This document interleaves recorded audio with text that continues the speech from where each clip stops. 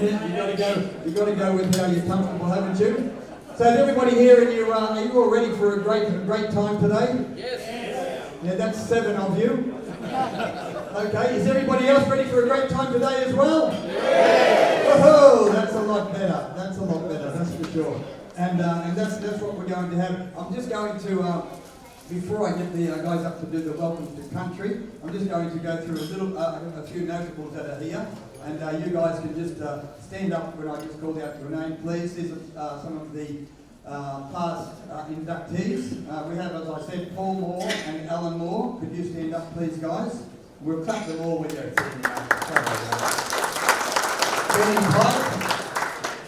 Benny Pike, could you stand up? John Gard. Ron Gord. Stay up standing, guys. Stay up standing, please. Stay up standing, please. Leo Butel. Paul Thompson. Steve Axel. Derek Mullan. Brad McCarley. Bradley Peter. And Alan McCulton. Give them a huge round of applause, ladies and gentlemen, please.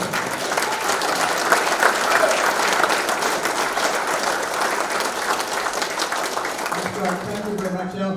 First of all, I'm going to welcome Brad McCarley up here and Tiger Singh. Could you guys come up here and do the welcome to country, please?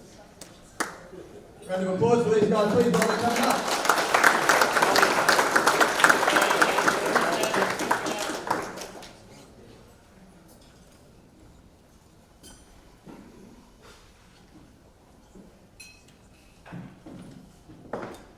Well, thank you, folks.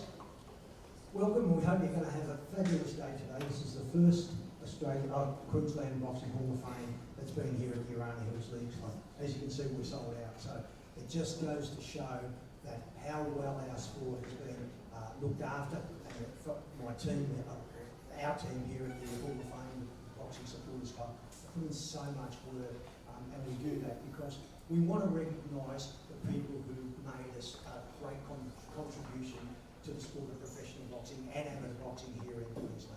This is all about them today. It's a day of recognition, it's a day of acceptance, and it's also a day that we pay homage to all of those guys. Sadly, some of them won't be with us anymore, and that's going to change. We're trying to recognise those people. They don't maybe fight too long, they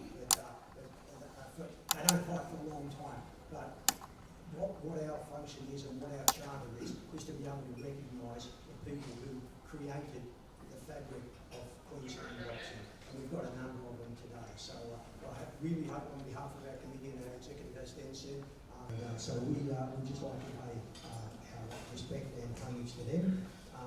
Fellow Director of the Hall of Fame here in Queensland, Frank Singh. Tiger, would you like to do the welcome to the country? Yeah. Got one of those? Yeah.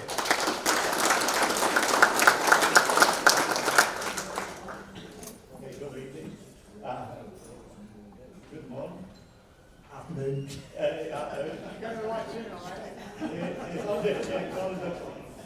I'm doing the acknowledgement country. I'm Uncle Tiger Singh from the Metro North Yarns Ex-Brisbane Council of Elders, which I do a little work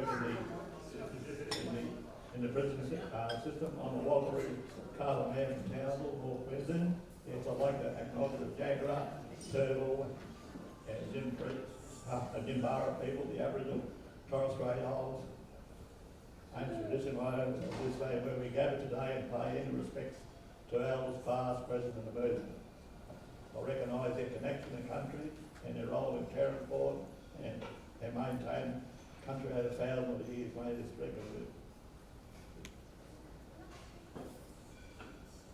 with us today. Thank you. Thank you very much, Shane. And just before we get down, I'd just like to say that I'll be interviewing a couple of really notables in the sport of professional boxing that have been around for a long time. Of course, our former world super featherweight champion Barry Michael is here with us today. He's come up all the way from Melbourne, Barry.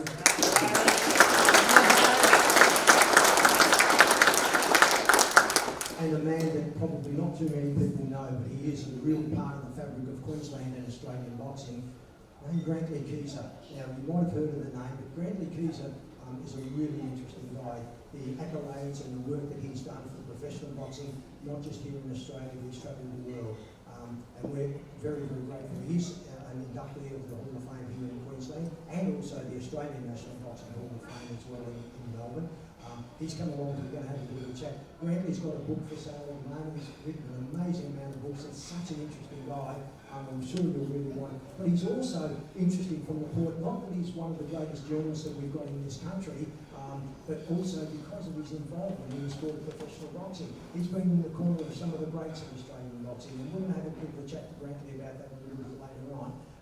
And I think you'll find it as riveting and as exciting as what it is for me. So Grantley, stand up where you are so you know there.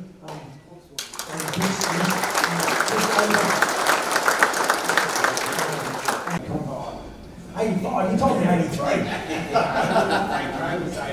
83, Frank, it was too. I was just testing her. I knew it, I was just testing her, that's right.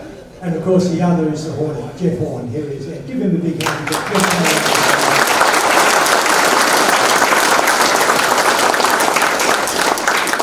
Jeff did what no one said could be possibly done. Back in February 27, 1968, the Great Mountain Rose went to Japan, and he left here an Aboriginal kid with a dream. He returned 2 weeks later as a hero of Australian boxing. A guy who did what no one said he could ever do. He's crazy in the head, he's not going to win over there. Jeff Horn did the same thing here at Suncorp Stadium. He beat one of the legends of the sport, an 8-division world champion. When we talk about 8 divisions, we're talking about it's come from flyweight, super flyweight, bantamweight, super bantamweight, featherweight, super featherweight, junior lightweight, lightweight, and in there. Jeff did that. Barry Michael did that as well. He's done all around the world. So we've got boxing world here. I hope that don't be shy coming up and saying hello to these guys and asking for a photo. They'll probably only charge you $10 or something. Hey, they are boxing world and we're just absolutely great. Dan, thanks for your time, mate. We hope you'll have a wonderful time. And thank you, Brad. Round of applause for Brad, ladies and gentlemen.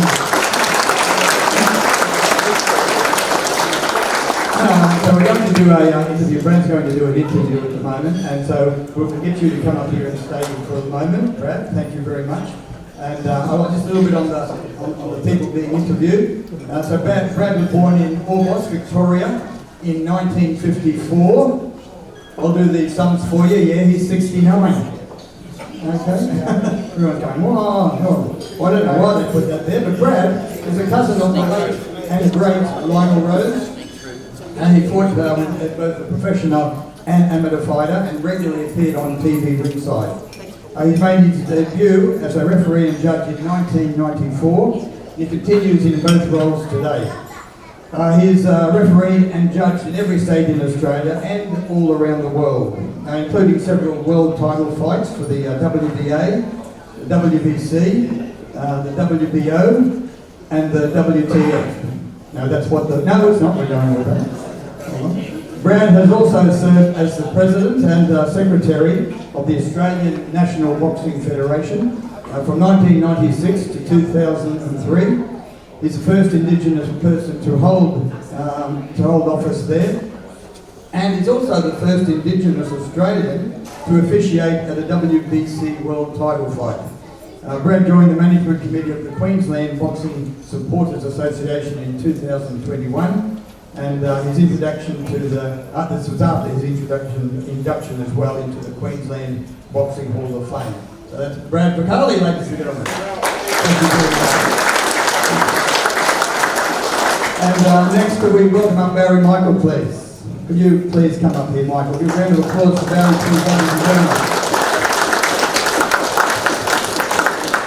Now, Barry, they're giving his birthday as well. You were born in, you had 6 minutes. You can come here with me, mate.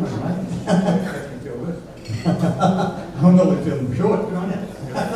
It'll knock me out in a minute. Most likely. Barry was born on the in June in 1955. I don't know why they're telling everyone's ages. Why are they doing that, Jeremy? So you're only 68, you're a young bloke. Yeah. So he was born in England and he migrated to Australia with his family in 1957. He grew up in Williamstown in Victoria, changed his name by deed poll to from Barry Michael Sweetnam. Sweetnam. Okay then. Yeah, I would have changed it as well. Yeah, I changed my name from Dennis to Denzo. So there you go. Barry had 60 professional bouts with 48 wins, 15 by knockout, and 9 losses. He won the IBF featherweight title on the 2nd of July 1985 over fellow Australian Lester Ellis.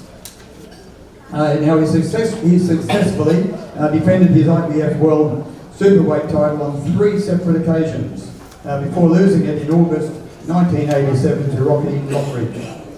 He was also involved in epic battles in the ring with Al Earthquake Carter in 1981 and Frank Ropers on Ash Wednesday in 1983. His significant contribution to the sport of boxing continues to this day also. We've all seen him doing his commentating for Fox Sports, appearing on SEN 1116 also, and also for writing for the Herald Sun. Big round of applause for Barry Michael. Thank you very much.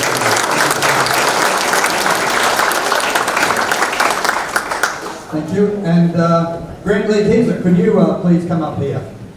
Thank you, Grant Lee. Give Grant Lee a bit of a round of applause, ladies and gentlemen.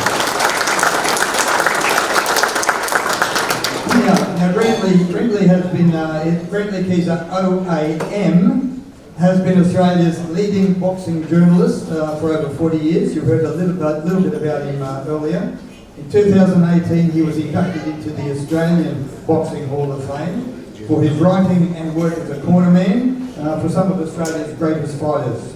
Working with Johnny Lewis he was, in the corners of Jeff Fanack, Jeff Harding and Aussie Joe Buckner. Grant Lee is also, over his long career, in feature writing for major newspapers and magazines, including the Daily Telegraph, the Sunday Telegraph, the Courier Mail, and he's been one of Australia's leading history authors with 17 books. Is that correct? Well, it's more now. So 22, we'll go with 22. You said 22, okay then. Okay, we'll go 22. Go up every couple of months. Public God is a prolific writer as well. Published by HarperCollins, as we said. In 2019, Grant Lee received the Medal of the Order of Australia for his contribution to journalism. How about that? Well done.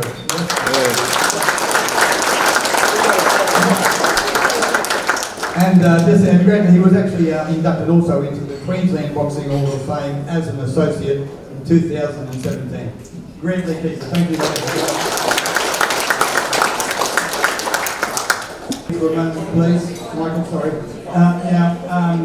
I'm just going to introduce, Scott Tweedy. I was remiss in not getting him up. He's the president of the... He did it on purpose, Scott. Don't believe him. He did it on purpose. So please give Scott Tweedy a round of applause for his ladies and gentlemen. I should have got him up much earlier, but he's going to do a presentation. Thank you. Good on you. Thank you very, very much, Dennis. And thank you to everybody for attending this afternoon, or today. Really, it's going to be a long, drawn-out day by the look of it. And this is the 18th Queensland Boxing Hall of Fame function that we have had since its inception in 2006. And as you can see on this board here, it is a board that is absolutely littered with the icons of Queensland boxing. And I feel very, very, very proud to, not only for myself to be part of it, but also for all the faces that I'm looking at now. To be, even your presence today have inspired us to carry on with all this. And I can see a lot of dedicated boxing enthusiasts. Our special guest today, of course, is Barry Michael, and we've all heard Barry's stories, probably not even a quarter of his stories. But in appreciation, Barry, of your attendance here today and taking all the time and trouble, etc., coming up to be with us today, I'd like to present you with this little, it's only a small gift, but it means a lot to you, I think. Thank you so much.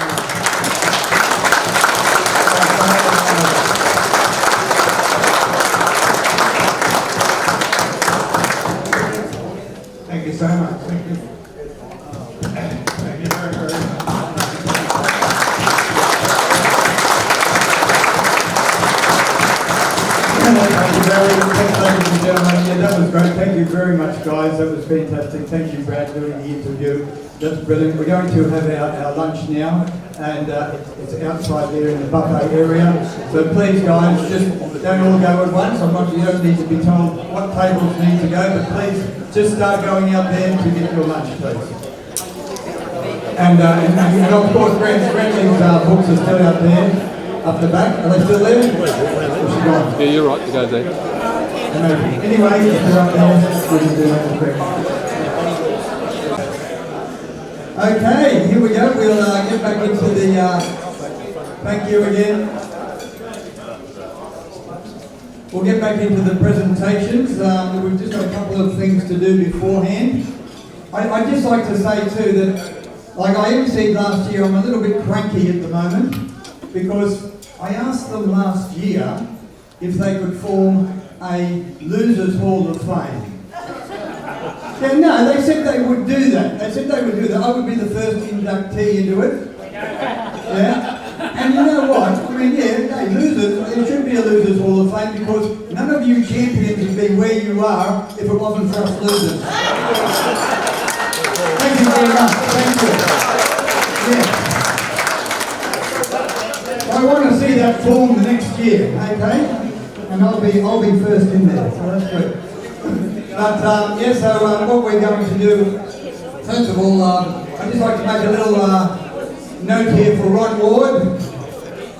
Wardy's up the back there. He is one of the inductees also. Ron's been given the Lord Mayor's Award. He does so many other things. We'll give him a round of applause for that, ladies and gentlemen. And also,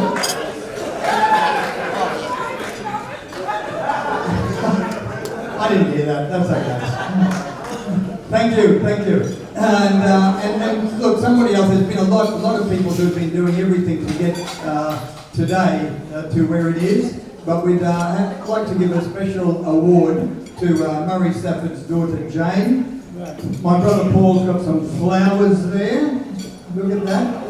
And I don't know whether there are chocolates in there or not. I don't know. But she organises all the program and she does an amazing amount of work, ladies and gentlemen. So please give her a huge.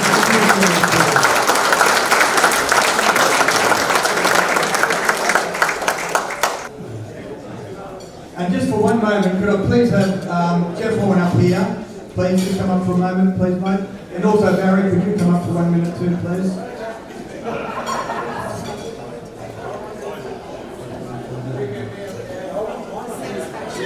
Here, please, guys. Sorry, just can you come over here, please? I just wanted to get a photo with them, that's all.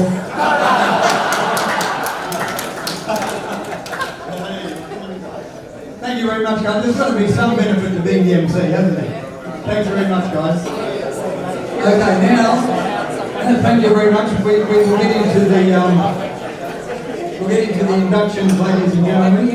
So first of all, what I'd like to Brad up here for you to present the first induction. Brad, would you come up here, please? Brad, is he gone? Brad Bacali. Oh, there he is. Okay. Come on, blimey. First time I've ever had to tell you to get up here onto the stage. Who'd believe that? Who'd believe that? Right, let you take over. Ladies and gentlemen, thank you. Hope you enjoyed your lunch. Did you enjoy your lunch? If you didn't, there's no refunds, but I hope you enjoyed. This is what we are. That's right. Well, this is what we are really genuinely here for today. This is what it's all about. It's about the contribution of the fighters, contribution of those people in our sport. Some of them, we're never going to be world champions, but they stuck into it, they put their foot through those ropes, whether they won, lost or drew, it didn't matter, they were all winners. They contributed to the sport of boxing. We've got guys like trainers, we've got, as we saw today, Grant and journalists who commit themselves to the sport, and then fighters, of course. and they are the bravest of the men. They sacrifice, dedicate, and commit themselves to many, many months and years to achieve what we do. As I mentioned, this sense of achievement, it varies of why we do what we do in our sport. We get punched in the nose, we get broken noses, we get broken cheeks, we get black eyes, we get cut eyes, sore hands, train every day of the week. Why? Because we want to achieve something. We want to achieve whether it be your first win, which is a great achievement. That's climbing Mount Everest. The second win, we get beat when we think, what am I doing this for? So then we question ourselves. But then all of a sudden something might pop up. A Queensland championship might pop up. You win that. You lose it. It doesn't matter. You were there. Then all of a sudden you keep winning and you keep doing good little things. And this is what happens. It comes back.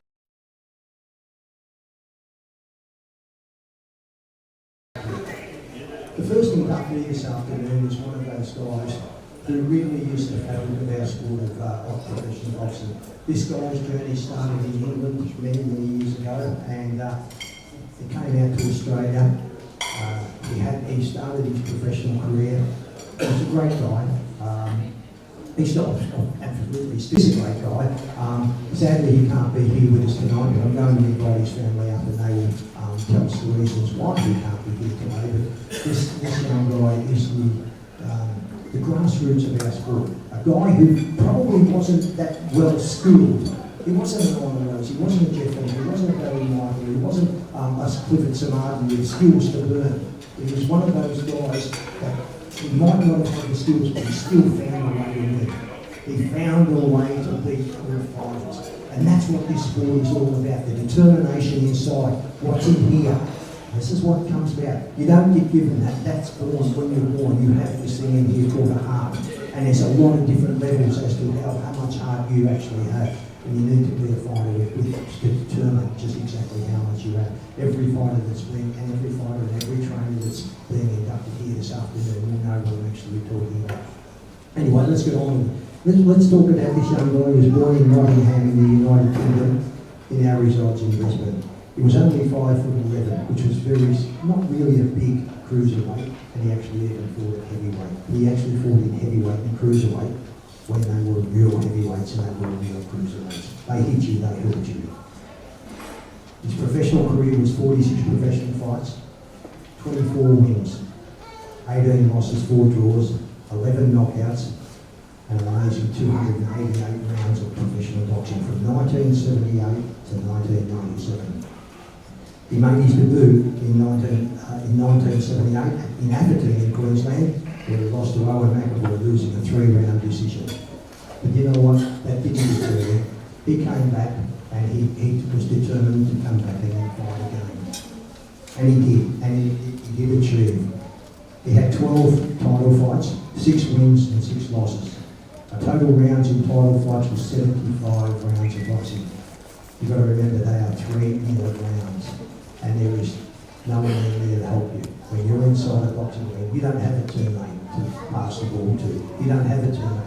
You get hit on the chin, you suck it up and you move on and you come on the next day. They had a 45.8% knockout ratio.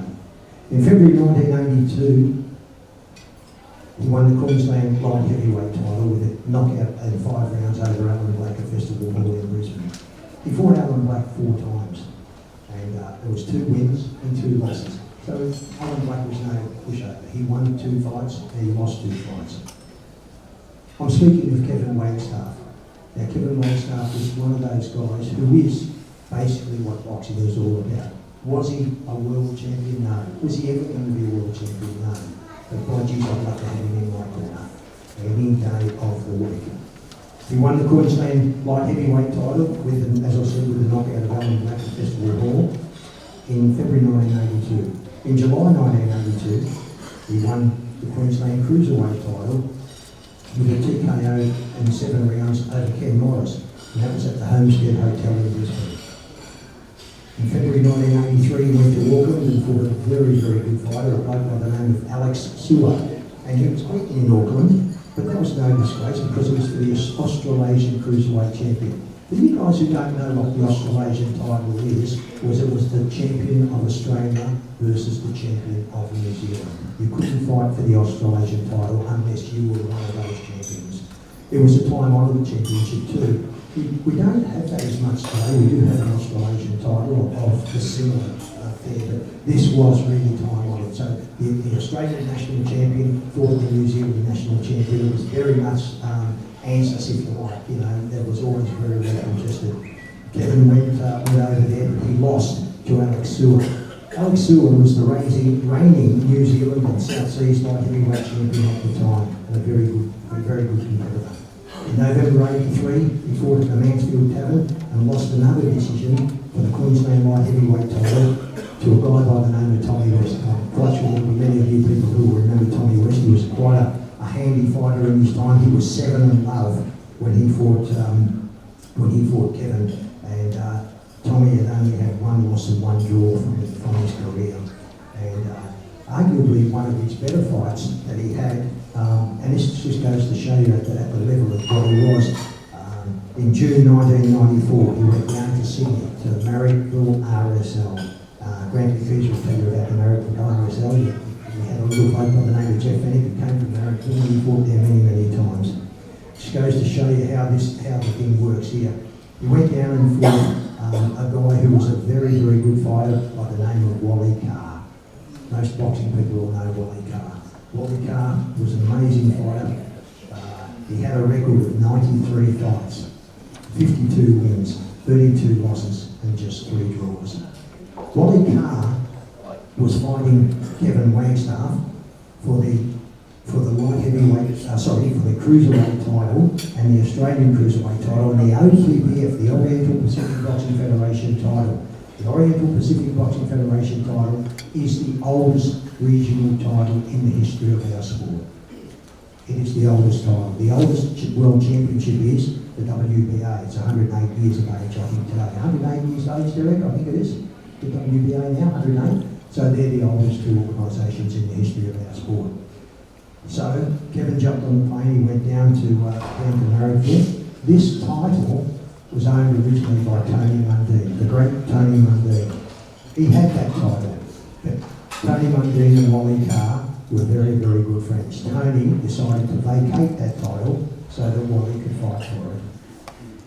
There was a little thing that happened though. There was a bloke who came in and just spoiled the show, and his name was Kevin Wagstaff. And Kevin Wagstaff beat the great Wally Carr. I know Wally Carr very well. He was a great fighter, Aboriginal fighter and a terrific fighter, fought some wonderful fights and beat many good fighters. But Kevin was the flying anointing. He went down there and won both the OPBF and the Australian Cruiserweight title against Wally Carr. So basically, after that, he then defended his Australian Cruiserweight title with a 12-round decision at Festival Hall in Brisbane with Roy Bergerac. He went on in March 1986 and defended the Cruiserweight title again to Tiger Harmer, who was also a very good fighter. He won a 12-round decision at the Horton Pavilion in Sydney. So he wasn't afraid to travel. As Barry will tell you, as Jeff will tell you, as Paul Moore and Helen Moore will tell you, fighters don't generally like to travel. They're out of their comfort zone. We like to sleep in our own bed. We like to be able to cut weight in our own home, run around the block that we know which block we're running around, rather than travel halfway around the world to fight to another country using their judges, their referees and all this. And that's no disrespect to any of the officials at all, but you're in a different town, you have to think differently. Anyway, so he defended that title successfully in Sydney, but then it came up against a young guy, a bald-headed cruiserweight with a there was a man on a mission. His name was Dave Russell. Dave Russell beat Kevin Wagstaff for the OPBF Cruiserweight title in April 1987. But not to be deferred, not to be disengaged and disappointed. He had a bit of a break in 1988. He lost the split points decision to a really good fighter, a very skillful fighter, a guy by the name of Apollo Sweet. And Apollo had skills to burn. That was for the Australian and the OPBF Cruiserweight title. Let me tell you this, the scores in the fight were 116-114 for Kevin, 114-116 and 116-114 for Apollo Sweet. It was a close fight. Sadly, Kevin got knocked down with a soft knockdown. It wasn't a hard knockdown, but he got soft knockdown in the 7th round. Had that knockdown not have happened, that fight would have been a draw by the scorecards, or Kevin would have won. So it just goes to show you the balance of how close these little things are. That round, the 7th round, would have been a 10-8 round. It's a 1 point extra for the knockdown that fellow Swede had got. So that was just how close that was. Kevin fought in Brisbane, in Sydney, in Melbourne, at Atherton in Queensland, Lismore, Narumba, Newcastle. I think he did more miles than a prize pilot. So he fought in Auckland in New Zealand, Abadan, Nigeria, Umea twice, and Incheon over in South Korea. He fought a number of really, really good fights, and he wasn't afraid to travel. Ladies and gentlemen, I'd like to ask if we could bring up Kevin's brother, Mark Wagstaff. Mark's mother and Kevin's mother, Joyce, is here with us as well. Joyce, I don't think we can get you up because it's a little bit difficult struggling with walking, but put your hand up. Would you please give everybody a big applause.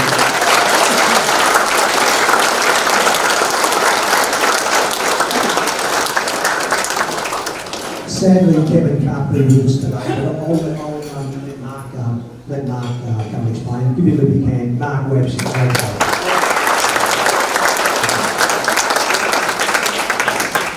I'd also like to thank a good friend of mine, Rod Payne, who's sitting on the table over here, for helping us find Mark Wagstaff, because Rod is a good friend who I think Selwyn Curry was, who was a former Australian champion in his own right. Put your hand up, Selwyn, there he is. I've refereed a few times as well. Australian champion, and it was Selwyn who was able to get hold of Mark for us. Mark, a little bit about Kelvin. I was very fortunate to have refereed his last fight. He fought an absolute monster back, I think, now, but it was 1997 it was. It was in Townsville in Queensland. It was the first fight. Costi Zoo lost his world championship to Vince Phillips in the United States in the IBF world title. Costa decided that he came back to Australia and he wanted to fight for the WBC.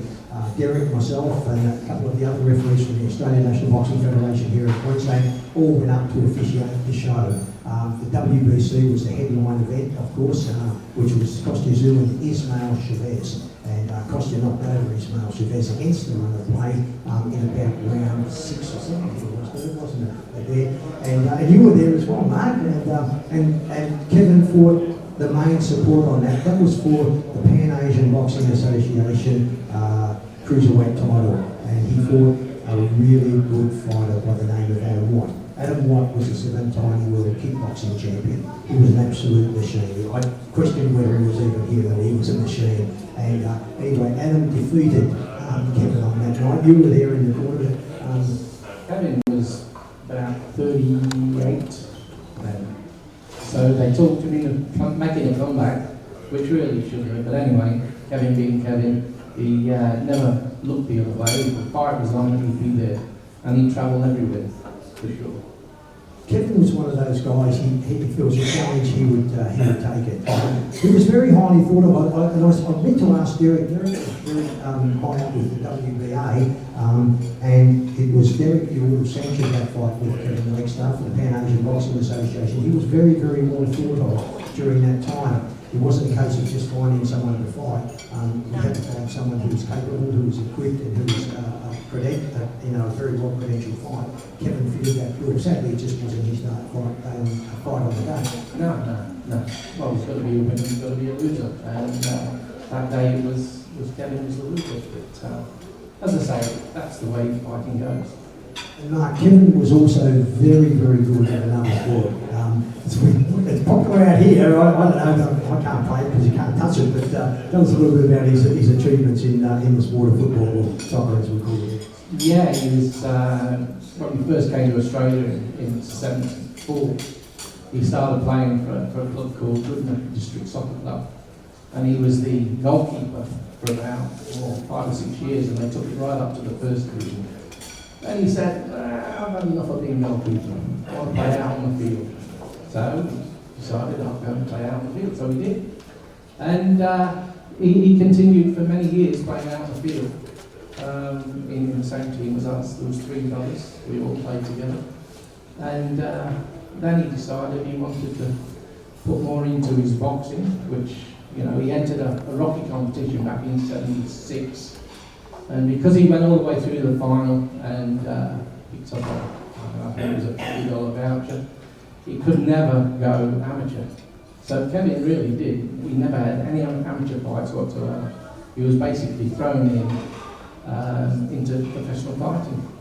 And that's when he met Jimmy Young, and he took him on, and Jimmy Young thought he had great potential, and that's where he went from there.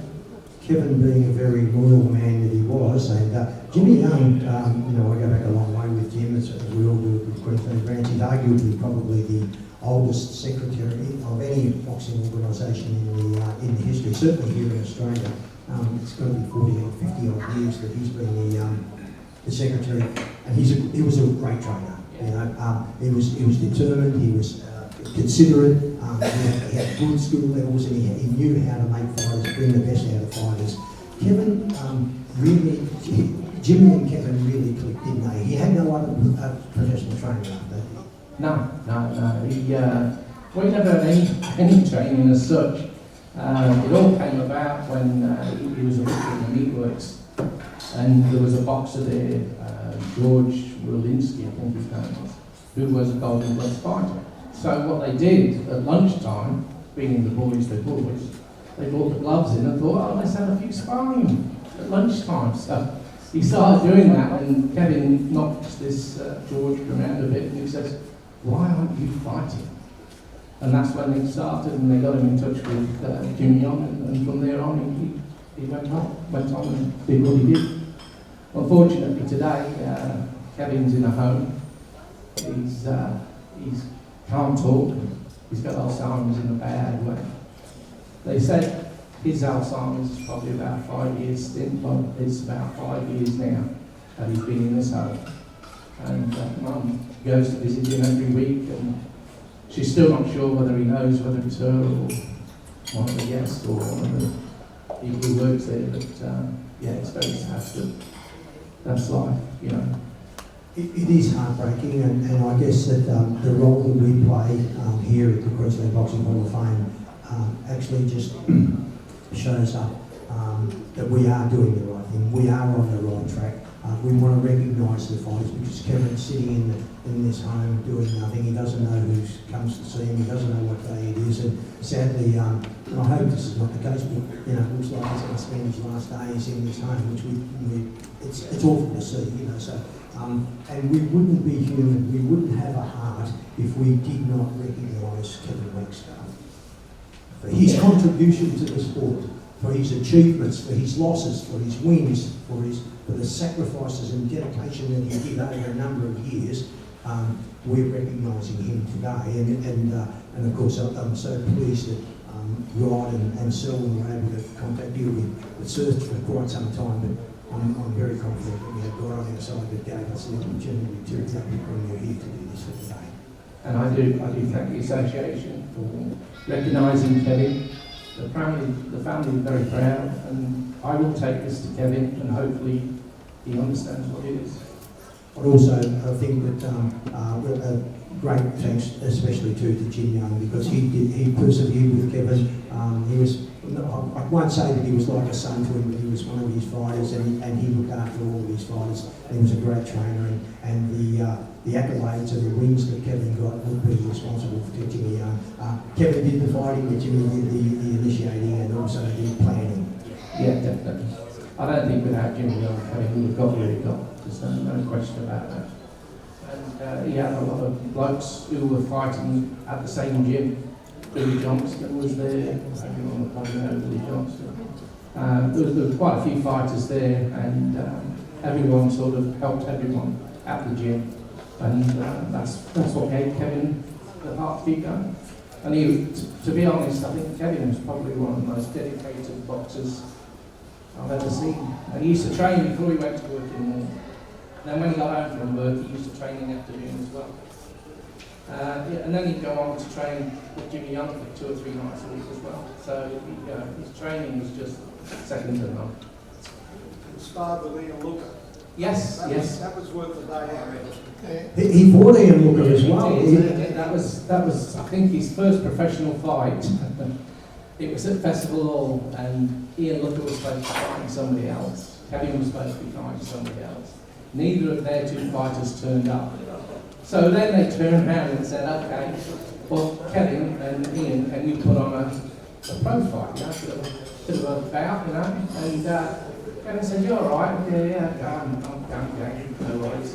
Started out in the changing room, it was 6 2-minute rounds. When he got into the ring, it was 8 3-minute rounds. Welcome to professional boxing, Kevin. But he did himself proud. He went all the way up there. For those who actually saw the fight, Ian Looker knew he was in for a fight. It was supposed to be like a friendly fight, there is such a thing.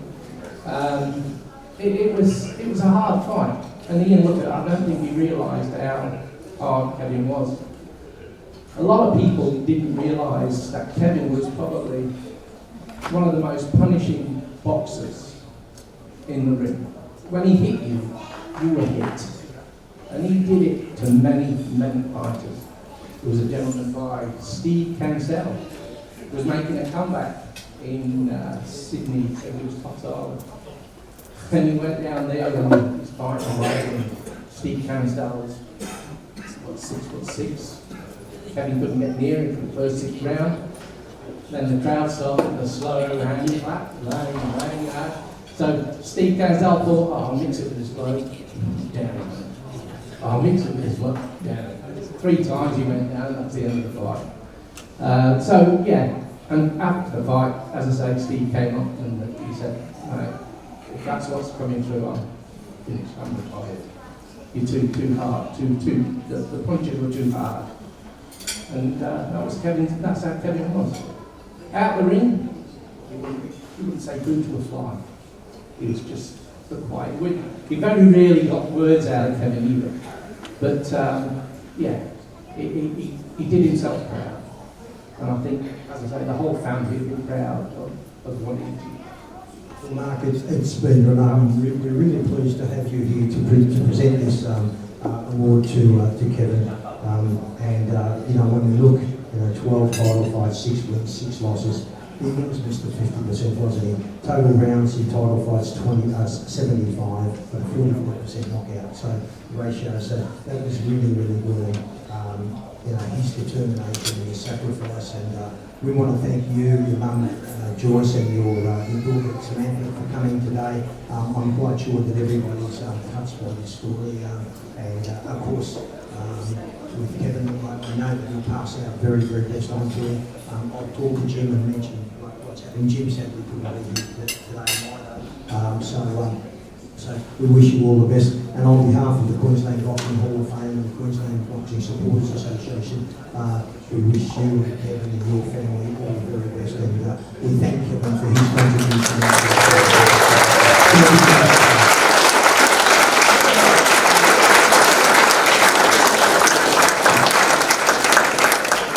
Thank you, that was an extremely warm one, because when you look at that story, there's not a lot of happiness about it, but there is a lot of happiness because I know that Mark and his mum, Joyce, is going to go to where Kevin is staying and present him with that. And I'm sure that he will cherish that. And it makes, as a committee of the Hall of Fame here in Queensland, I know it warms our hearts and makes us all feel warm. If it does to us, I'm sure it will do for you. Thank you for your time. Thank you for your contributions, all for contestants like really grassroots competitors like Kevin Wagstaff. And thank you for your time. Thank you.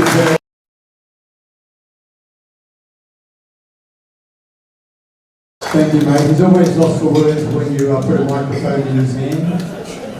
Thank you very much, mate. Well done, well done. And I'd like to invite up next the patron of this organisation, Murray Southern. Murray, could you please come up here, please, mate? And round of applause for Murray, the patron.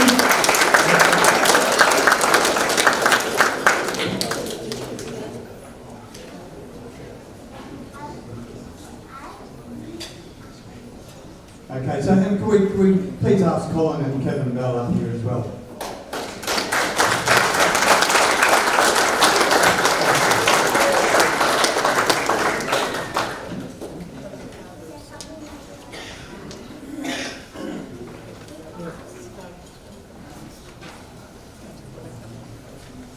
Colin, a bit of that footwork. Well, keep that applause going. Give them a cheer.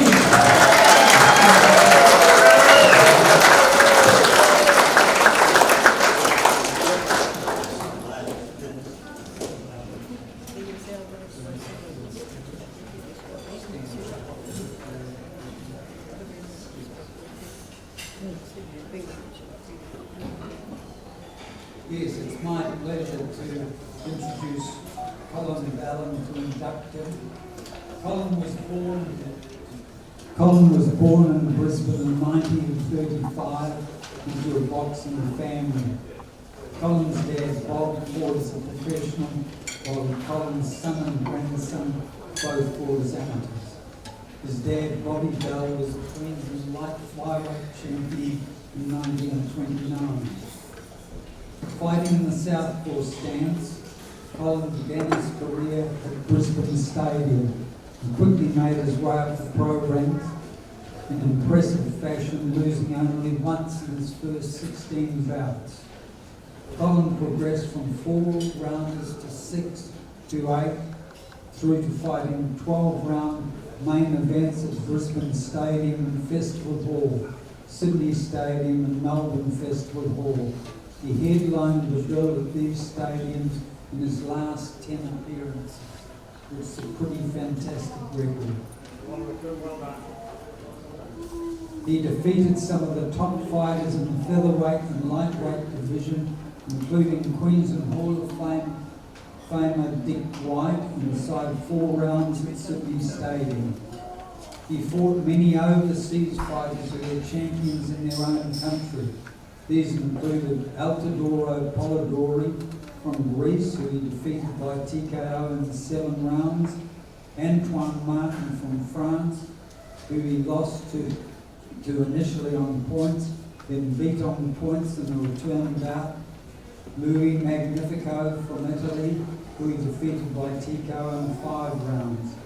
Colin finished his professional boxing career with a total of 30 fights, 20 wins, 4 draws and 6 losses. Colin still wanted to be involved in the sport he loved and enjoyed. Several successful years as a boxing trainer in Brisbane, where he had 2 boxing gyms in the 60s and 70s. He taught many young boys how to box and had many amateur fighters of all ages, many of whom went on to win state titles. He also trained a group of professional fighters who regularly fought on TV ringside, as well as in the main clubs around Sydney. He has always firmly believed the respect and discipline needed to be a successful boxer stay with you all of your life. He's a very popular and regular attendee at all Boxing Supporter Association functions, along with his son Kevin. So Kevin, if you want to join us now, I'm going to just run through a few questions for Colin. Colin, you were born in 1935 into a boxing family. Yeah, for those who can't work it out, Colin turned 88 a month ago.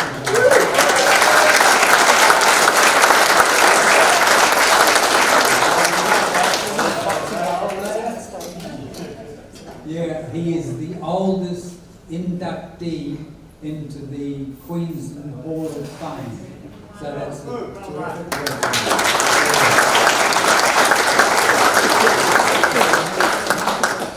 How did you begin your boxing career?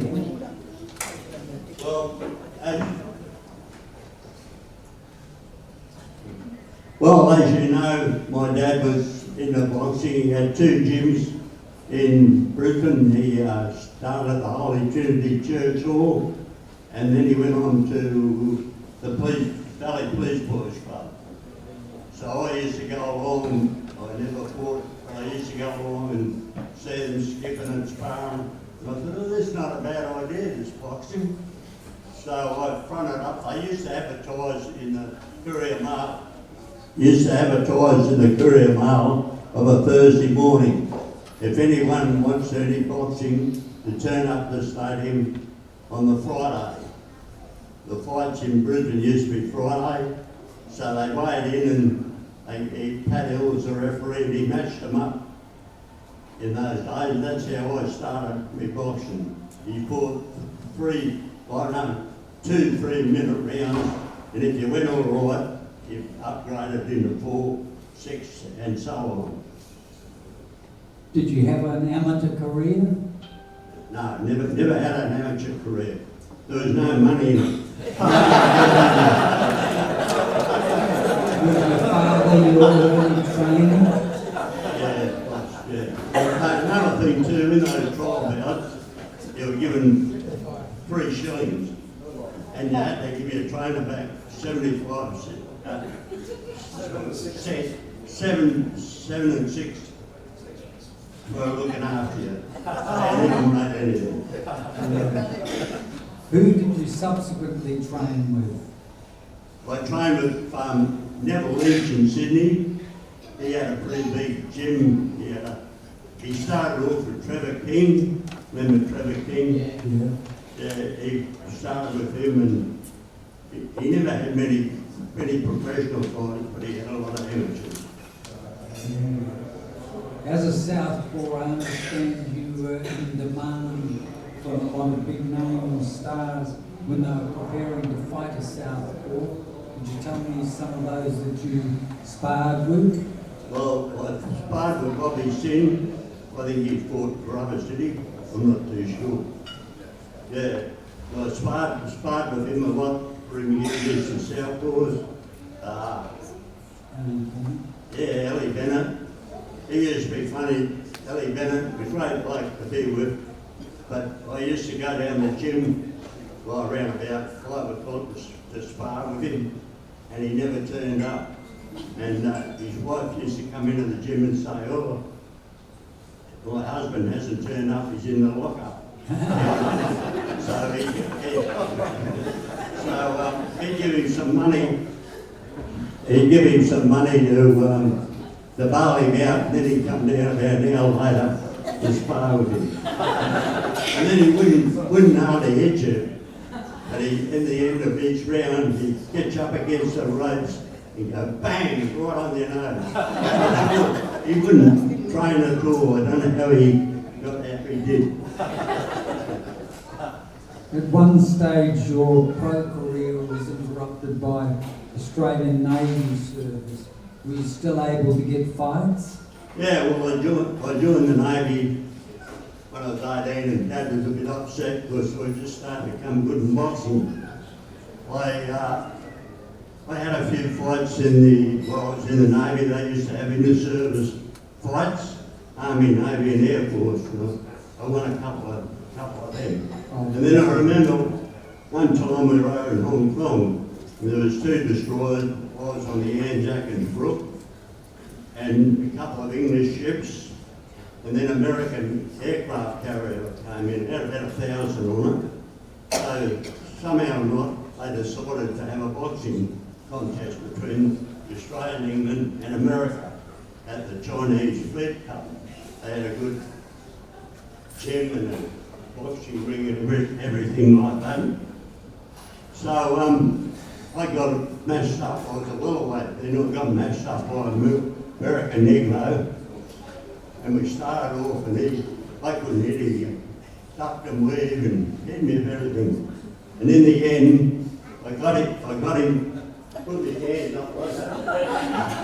Trying to pull my hands out. So the referee, Chinese referee, warned him a couple of times. Next round, same thing.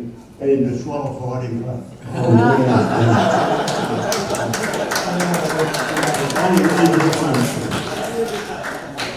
The era in which you fought has been referred to as a golden era, particularly the featherweight and lightweight divisions at that time. You fought and beat many of them. Who do you consider was your hardest opponent? American America, Kevin Johnson, I don't know if you remember him, he came out here. Don, sorry. Yeah. Don Johnson came out here from the fighters out here from America, and I was matched up to fight him in Sydney, and I weighed in, I was about a bit over a pound in weight, and I think I had to be 9 stone. So I ran around the Rushcutters Bay Oval, chewing gum and spitting out and going to the toilet, and I made the weight. And yeah, so I wasn't real strong and everything like that for him, but I think he knocked me out in 6 rounds with the stopper. I took out. Yeah. Colin, you've been quoted as saying that boxing develops character and that the discipline and respect required to be a successful boxer, qualities that stay with you throughout life. Can you give me an example of this? Can you give me an example of this? Well, I think nearly all boxers, when they finish their boxing, you never hear them in any fights or anything like that.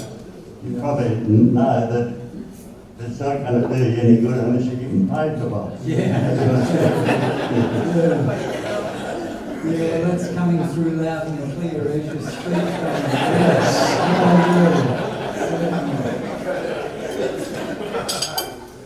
Yes.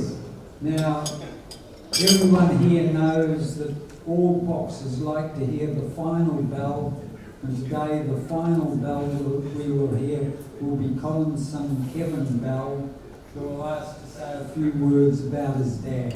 Thank you, Kevin.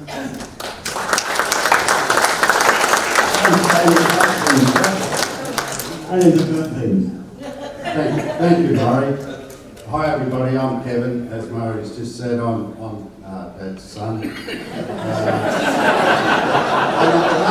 behalf of all our family that's sitting down today, we've got Shirley down there, my mum, and Colin. They've been married 65 years this year, so I think that's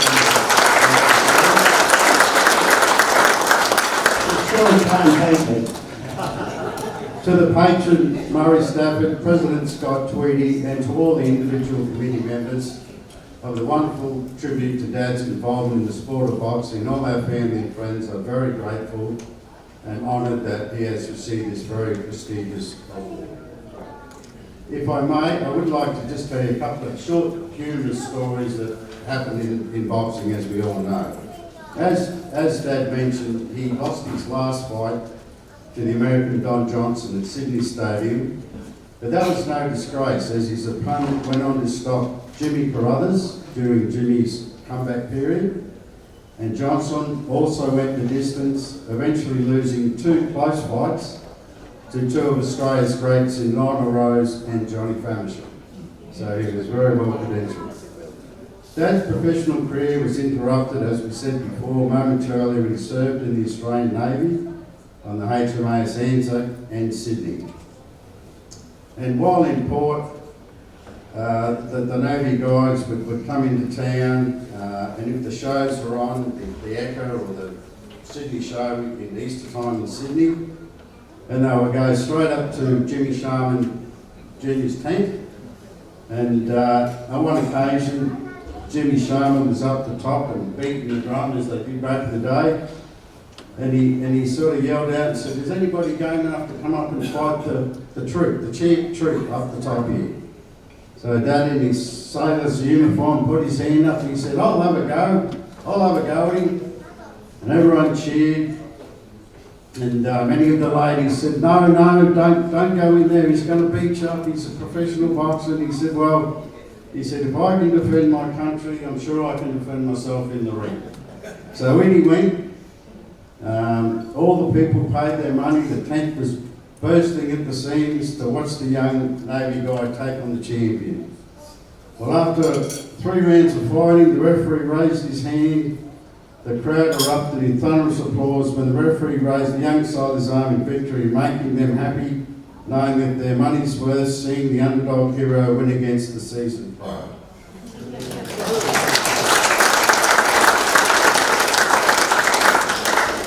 when Dad was training boxers in Sydney, he took a couple of fighters one night to the Wentworthville RSL in Sydney to fight one night. He had his dad, Bob Bell, in the corner with him. And as the fighter came back after the first round, Pops put his hand in the bucket with the biggest sponge I've ever seen. It's the size of a loaf of bread. And he put it in the water and he's gone like this to spray the fighter with water to cool him down. The sponge went straight out of his hand and knocked over a schooner on the table and people sitting in the front. So that wasn't a very good start to the night. Now, the last story. Cole had a good fighter, Dad, Stephen Olds, who he taught to box, and he showed a bit of promise. He'd had 3 convincing pro fights. So his next fight, he was matched up at the Auburn RSL in a 6-round bout. His mother came to see him fight for the first time and she was extremely nervous. She was shaking like a leaf. She came into the dressing room before the fight and she says, "Is he going to be all right?" And Dad said, "Well, he's trained hard, he's got good defence, he should be okay." So after 6 gruelling rounds, toe to toe, the other fella got the decision. So his mum came down after the fight into the dressing room and she nearly fainted when she saw her son there with a black eye and a cut under here and bloody nosed, and he was a bit worse for wear. But Dad said, "Well, you've got to be very proud of your son. He's put up a hell of a fight and he's fought a good boxer tonight." So his mum threw her arms around a young boy and said, "I'm so proud of you, my son, you've done so well." Well, she should have been proud of him because he did box that night against the fighter that went on to fight against Roberto Duran for the world title. It was none other than Hector Thompson that night.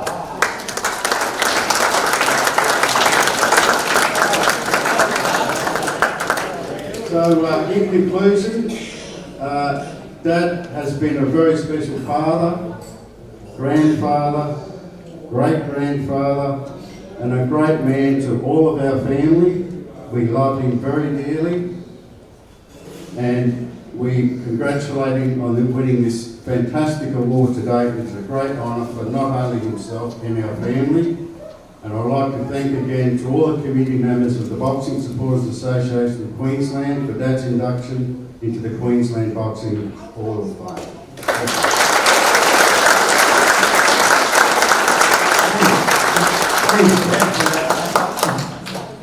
I'll shout you next week.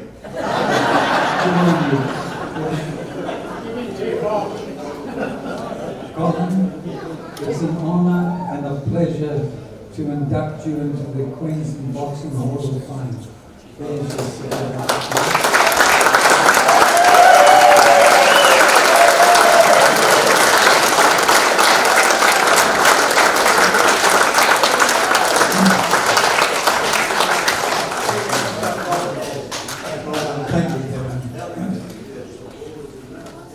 Thank you, Murray. Thank you very much, mate.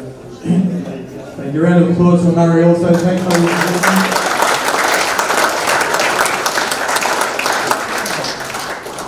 Now, I love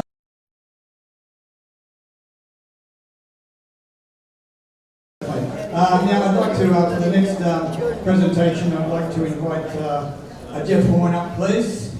It's not for another photo, it's okay. Don't worry.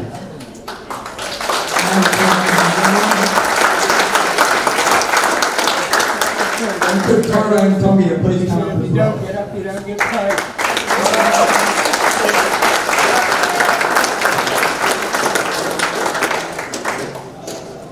Thank you. I get the pleasure of announcing Tyrone into the Hall of Fame. I'll just tell you a little bit about Tyrone and I guess our relationship as well. Tyrone had 20 fights, 18 wins. Half of them were knockouts, so he's pretty good. He was a very defensive type of fighter, and that was his skill set of not being hit, because that's, I guess, the art of boxing is definitely part of it, is definitely not getting hit. Tyrone was very good at doing that, and that was a main reason why, I guess, I got involved with Tyrone because he was such a good defensive coach as well, and we work very well together. And he's a great coach and does plenty of work with people for his work these days at Cyclone Boxing, where he trains people. And I know he's got a lot of those people here today, and they know how good he is at it. And he makes it fun too. He makes training fun, and he's a good person, a loving dad to 2 beautiful children, and he's a caring man. So it's an absolute honour to say he's an absolute champion. And well done in your career. Here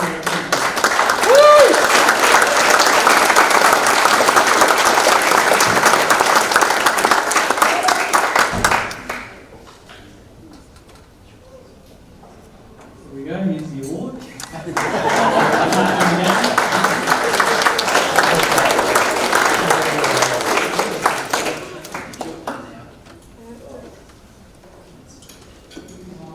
Nothing prepared other than to thank the committee for the honour.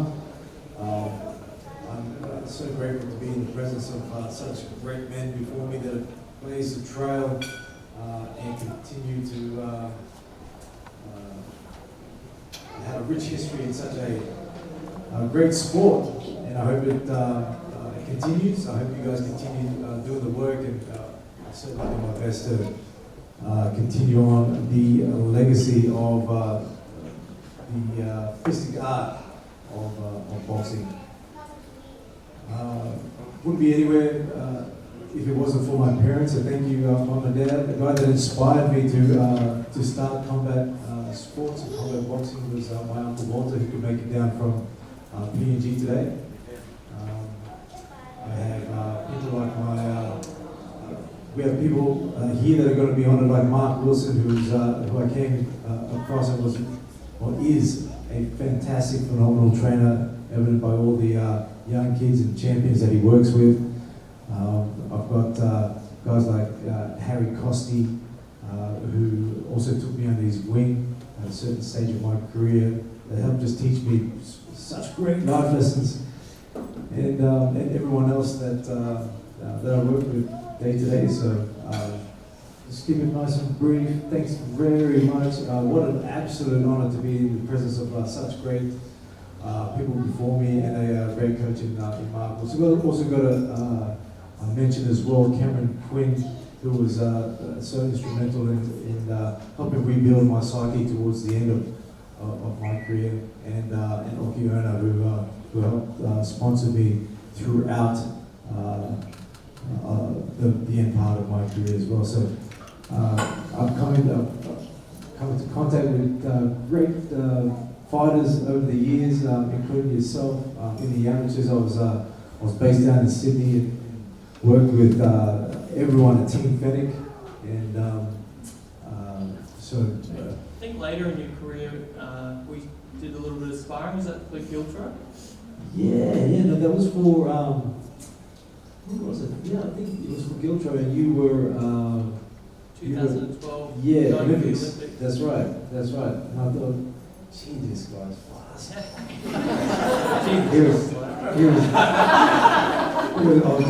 was trying to be a classic pro, to just kind of wear you down and stop you from jumping in and around the place. I was waiting to hit you with a body shot, and just didn't stand still. You were tough to hit, which is, I guess, the main reason why we hooked up in the first place. You were very good defensively, and as much as I was jumping around like an amateur, like a little rabbit, you managed to dodge the majority of those punches. Yeah, some of them stung. But as an older, more mature pro, we look to wear you down over the rounds. I was only going to do 3 with you. Yes, got in, hit like a house on fire, and then got out. I was like, okay, I'll catch you next time. Like you got me as a coach anyway. Exactly. Punished me a bit for that. Yeah, well, yes, I did. I have to get you back all those years, mate. 100%. I have to get you back all those years. So. But you made it very interesting, Tyrone, with his coaching methods.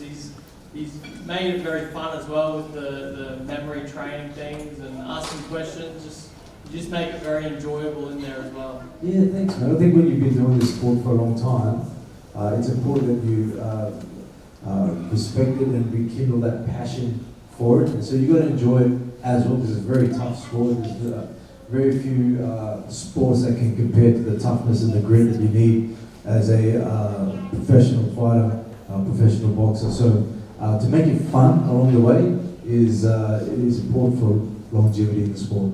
100%. Well done.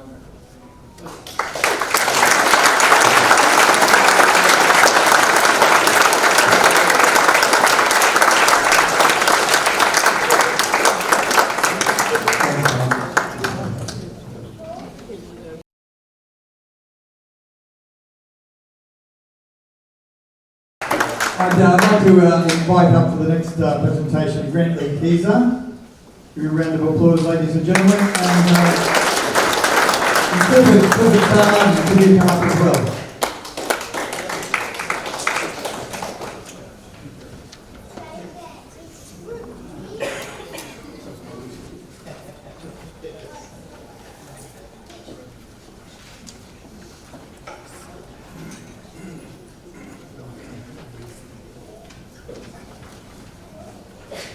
Well, thank you very much again, everyone, for inviting me today. This is an absolute honour to induct this man, Clifford Martin. I was speaking a little bit earlier about I was very fortunate to be in the corner for a great friend of mine, Ludmore and do for a lot of his fights, and one of them was against Canelo Alvarez at a baseball stadium in Mexico, a place called Veracruz. And Ludmore went 12 hard rounds with Canelo Alvarez, who's to this day, that was 10 years ago, to this day is still regarded as the world's best boxer pound for pound. And Ludmore fought all the greats of his era. Miguel Cotto, who was a great world champion, said that Ludmore was his hardest fight. He fought the likes of Manny Pacquiao. So it gives you an idea of what a great fighter Ludmore was. Ludmore didn't lose too many, but he did lose to this man, Cliff Martin. And it was a great performance by Cliff. I'm sure he won't be embarrassed by me saying that he was an absolutely brilliant boxer. Blazing hand speed, beautiful silky moves. He had an extraordinary career. Only went for 4.5 years. He retired at a very young age, but he was undefeated when he retired, never lost, undefeated in 24 fights with a majority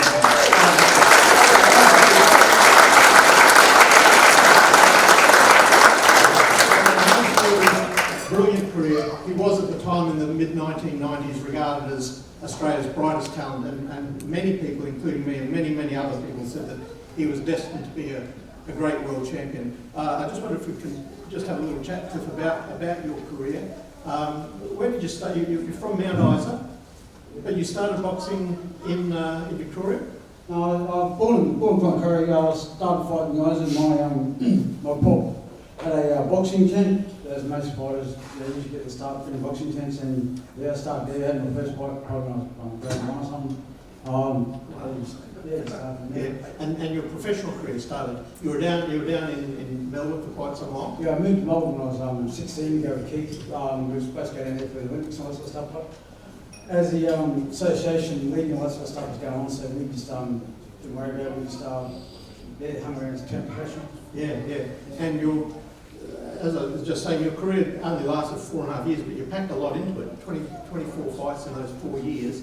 And you beat some of Australia's guys that I used to know very, very well. Darren Miller, Glenn Sutherland, very, very good amateur fighters. Craig Peavy, who was an exceptional Australian champion. And you beat all of them very, very convincingly. What do you remember of those fights? What do you regard as your toughest fight?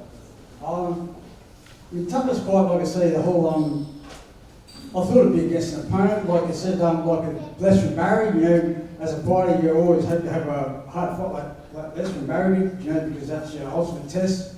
My actually hardest fight was against myself I had a fight when I was flat. Yeah. When this is what Colin Grove. I had a fight in that fight. I was flat as all shit, didn't want to fight. And most fighters know when you're flat and you don't want to hear nothing, they didn't want to fight.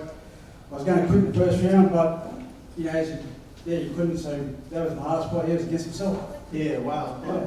What do you remember saying when you fight against someone like Craig Peavy, who was a very good champion? I called a lot of Craig's fights on Sky Channel in the old days. He was a very, very tough guy from Newcastle. Yeah, no, Craig was tough. I remember watching him when I was a kid. Yeah, he was another player.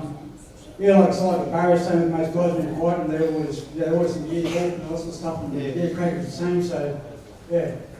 And what about someone like a Darren Miller? Yeah, Darren Miller, he was a very good boxer. He was a good fighter, tough, but poor Craig, yeah. And what about sparring? I mean, you must have sparred lots of very, very good fighters down in Melbourne. Oh mate, Les was the best. Yeah. Les like had at the time we had Lester, Hot Rod Carr, Mad Dog Miller, so that gym was a good gym.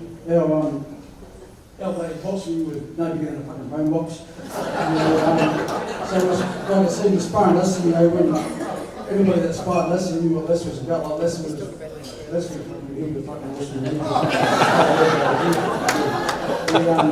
I say once we Melbourne, I go through Hobart, the Australian titles, we pull up Melbourne. This is when I used to be with Dustin Rich before I moved to Melbourne with Keith. Lester broke my nose when I was about fucking 15. I was pissing blood for about 2 weeks leading up to the fights, the Australian titles. Like I say, anybody that sparred Lester was like, had held nothing back, he'd knock people out fucking.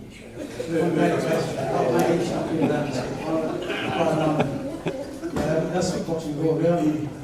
Was there any talk of you two actually fighting? I mean, no. Because you're from the same gym. Yeah, just because at the end he was on one of these getting a bit old and that sort of stuff, so he was still a good fighter under that. Yeah. But that's all about it. And then towards the end of your career, towards the end of your career, you're only fighting for 4 years. You fought Lutmore. Lutmore came over from South Africa and was like regarded as very, very hot. What do you remember from that fight?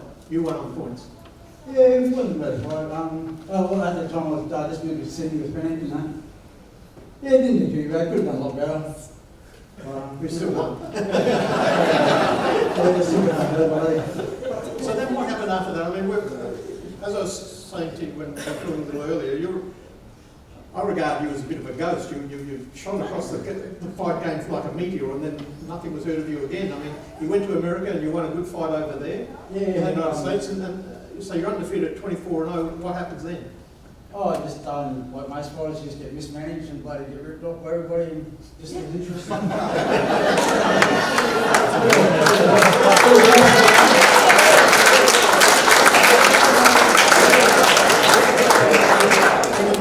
the many years since, we're talking like you retired in say 95, 96, in the years since, like in a few years after, did you think about fighting again? Did you think about, well, I'm pretty good at this, and you wouldn't see what Lovemore was doing?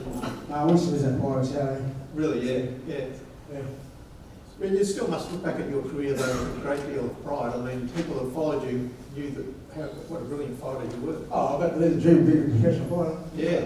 Like I said, as an amateur, I was very lucky from day one. I knew what I wanted to do. I was a professional fighter and got the dream. Yeah. And you're still involved in boxing now? I've got a couple of guys in the house that was training amateurs. Yeah. That's right. But if they've got anywhere near the skill level that you had, they'll go pretty well, I'd say. Well, Clifford Samarden, everyone, it's an absolute pleasure to here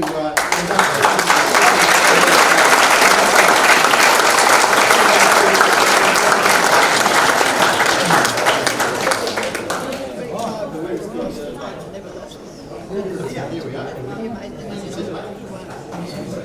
Clifford Samarden, Queensland Boxing Hall of Fame, undefeated, 24-0.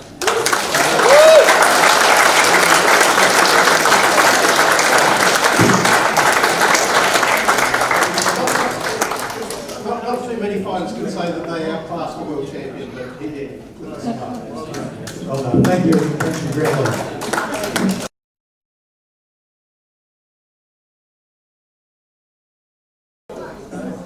Okay, that's great, ladies and gentlemen. And we've got our final presentation for the day. I'd like to present that. I'd like to welcome up Paul Thompson. And could we please have Mark Wilson come up as well. Round of applause, Paul Thompson, Mark Wilson. Thank you very much, gentlemen.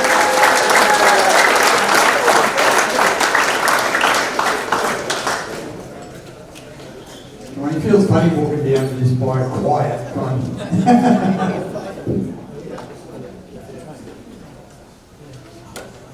Thank you, everybody. It is a great pleasure to introduce Mark Wilson.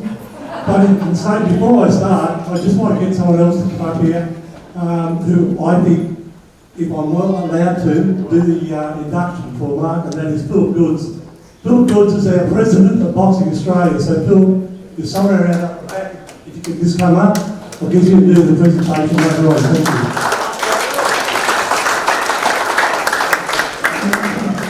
I'm just going to read out Mark's career, and then we'll go back and we'll ask a few questions to Mark, because Mark is like most boxers. We don't talk about ourselves, we're quite happy to answer questions. So I've spoken to Mark about this, and I'll just read out his list. Excuse me for reading off a piece of paper, but Mark has got a lot of achievements, and there's no way in the world I can remember them all, so I'll start off. Mark started his boxing career in 1971 in his hometown of Cunnamulla. Mark had very little to do with the amateur boxing and had very few fights before he started coaching. Mark started his coaching career in around about 1994. Some of the achievements Mark has received: he got Order of Merit for the sport of boxing in 2017, National Futures Coaching from 2010 to 2015, Queensland Coaching Coordinator from 2002 to 2015. He was a coach of the Tokyo Olympics, where we missed out on medals. Well, sorry, we got a bronze medal, which was our second medal since the Seoul Olympics. He coached the 219 Youth Championships, that was 2010 and 2014, winning 1 gold, 1 silver and 1 bronze. Completed 11 World Championships from 2001 to 2019, winning 3 gold, 2 silver, 5 bronze. And some of the places he visited was Azerbaijan, Hungary, Korea, Morocco, Armenia, Kazakhstan, Ukraine and Russia. Mark was also the coach of the Oceania Championships and Youth Junior Olympic Selection Trials in 2008. He's also done 6 international tournaments from 2004 to 2020. This included Golden Gloves of Cuba and Finland, and Serbia and Taiwan. During this time, Mark has achieved 19 golds and 13 silver and 7 bronze. Mark has also taken away 18 Queensland teams to 20 national championships. Sorry, that should be 20 and 20, but I've just made a blue there, so sorry for that, Mark. Just go back to some of the questions. Mark, I just want to ask you a couple of questions. One is, if you could tell us all about the service of boxing, the Order of Merit for the service of boxing. Yeah, I'll give you a call later on that question. Yeah, I think, yeah. Well, as I said, I've been there around a fair bit, and I think it's just a reward for being around in 2017. Boxing Australia awarded me their Order of Merit. I was sort of stepping away from the national program for a while, and yeah, I received that from Boxing Australia, which was very well thanked. Yeah. Also, Mark, as a futures coach, if you could just explain to the people what the futures coach for Australia, the role represented. Oh, basically that was to look after our under 19, under 17 boxers.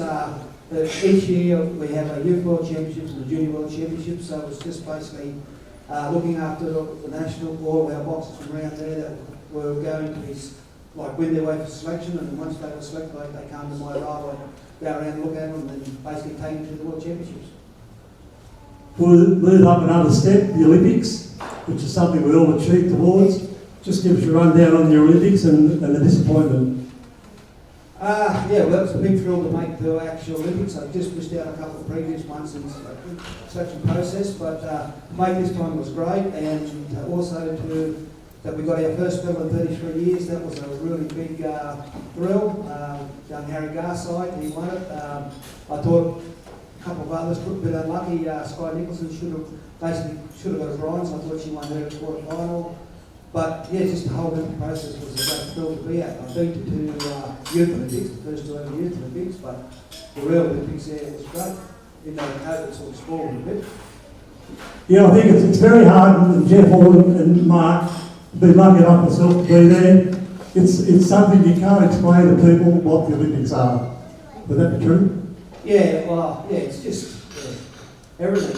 Like as I said, COVID sort of put a bit of a restriction on it. Everyone had to wear masks, but and they were supposed to be isolating, but there was no social distancing in the village. But it's just a great thrill to be around from the other sports. Like nearly every second morning, I'd sit down and have a coffee with Cole Beach, the guy that was very good at it. He was over there South African support, and a few coffees with Paddy Mills, the basketballers. It was just great sitting and chatting with these guys. So if I could go on and ask you another question. Out of the World Championships, Olympics, who was the best boxer you've witnessed? Witness? Vasily Lomachenko. That was in Morocco in 2006 when he was a youth. I identified him then, I thought he was going to be something special. Our own boys, I believe local Damien Hooper, I took him away, he won the Olympic gold in the youth, first ever. He was a brilliant fighter. Tyson Fury was at Morocco too, but he got beat in the quarterfinals. Didn't think he'd go on to do what he's doing now. But there's been a lot of them, like our own, our first ever world champion here, thanks for coming, is Clay Waterman. I trained him from a 9-year-old, 10-year-old. He won gold over in Kazakhstan. He was a brilliant kid at that age. He could do anything. He did a lot, yeah. So I'm now going to give you 6 names for the amateurs you've trained, and I'll just run through the 6 and you can just give us a breakdown on each one of those boxes after I've completed. Justice Hooney, Clay Waterman, who you've just announced, Honey Hooney, Brendan Wilson, Julia Ryan and Karen O'Brien. Well, they were basically, like Karen and Julie, they were 2 female boxers that were very good. They were the trailblazers in women boxing way back when it wasn't recognised as it is now. They won international tournaments. I think Julie was 2 times Asian champion. She was a very strong girl. Karen was a very brilliant boxer, southpaw. If they had been, like way female boxing is now, I think they could have achieved a lot more. Justice Hooney, well, we all know Justice. Justice was a world champion. He was a 10-year-old. He was brilliant. We're flying out next Friday to Cancun, Mexico, where he will have his first fight back from injury. Clay, I just said about Clay, was brilliant. My own son Brendan, he was 5 times Australian champion. He was one that started this all off. And Woody Hooney, he was brilliant, but he just, he never reached the heights of the others because the side attractions got him, but he was most likely the most talented of everyone that played. Okay, I'll also now give you another 6 names, and these also from the professional ranks that you train. Joe Lapataya, Justice Hooney, you've just been through, Brett Rice, Chris McCullen, Tyrone Tonga, and Janika Johnson. Well, Chris McCullen, he was the one that got me into the pros. He rang me one day and he said, "Oh, fella, I want to make a comeback and go to the pros. What do you think?" I said, "All right, let's do it." So, Chrissy, well, we achieved a lot there. He won the Australian title twice. He won it and lost it and won it back. I think we overachieved there. Chris took up boxing very late in life. I think he was 25 years old when he started boxing. And he had a 25-year career. I think he won 15, lost 5. But in the pros, I think he was 16-1. So, yeah, he was brilliant.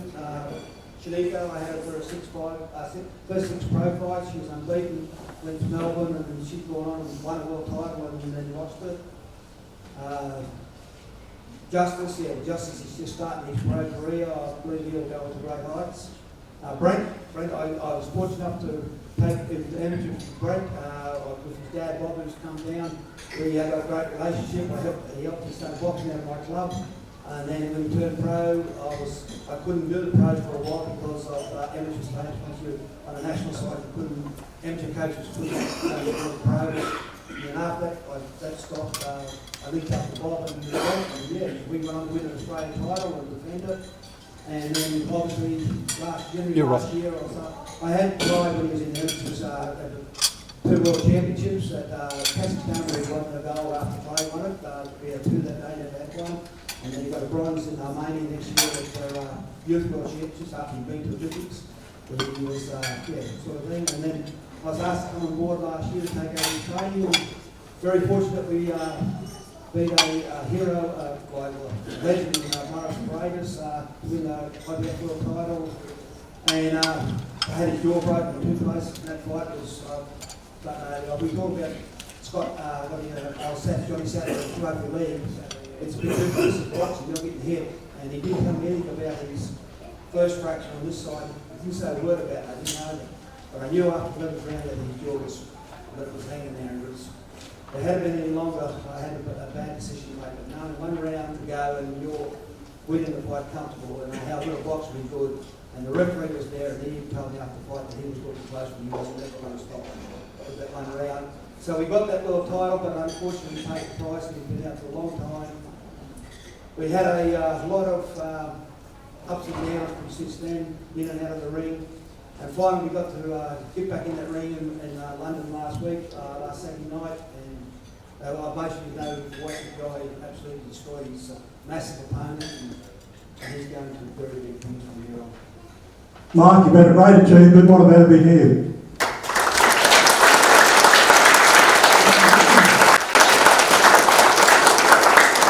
I'm just going to ask Philip Fields to give a couple of words from Boxing Australia on what Mark has done for Boxing Australia.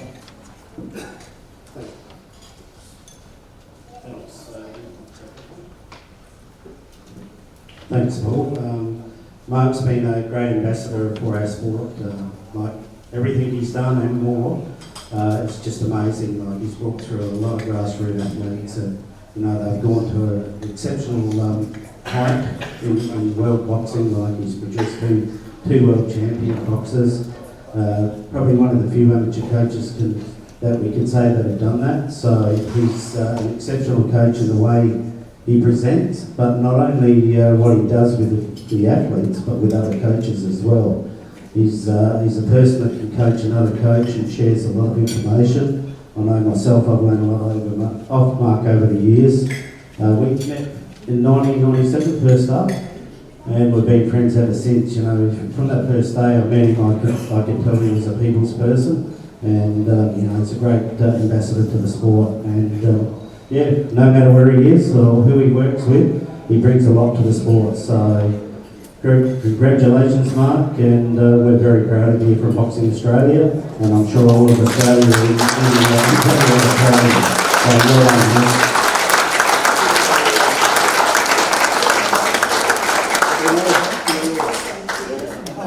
Well, we're finished. I'd just like to thank Professional Boxers Association for this achievement. I guess I said a bit embarrassed, but I'd like to thank everyone for it. I'd like to thank everyone in my crew that came today. Most of you who came from my tables, people that helped me through my coaching career. One special guy I give thanks to is Alan Nicholson. Just a coach from Colombella, travelling down every weekend with a team of boys, driving 7-8 hours to get a tournament. Alan sort of recognised when I come down and said, "You're an idiot, you've got to be mad, you must love this sport. You're driving that way, close to 7 hours drive." And Alan's been a big support of my career over the years. There's quite a few here. But most of all, I'd like to thank my wife for most probably allowed me the last 23 years to travel the world and with this sport that we love. It's great. I thank everyone for coming out today. Thanks, Mark. Thanks, Mark. Thank you, guys. Great presentation. Thank you, Paul. That's great. Just for all the inductees, ladies and gentlemen, we had Kevin Wagstaff, Colin Bell, Tyrone Tongia, Cliff Martin, and Mark Gilford. One more huge round of applause.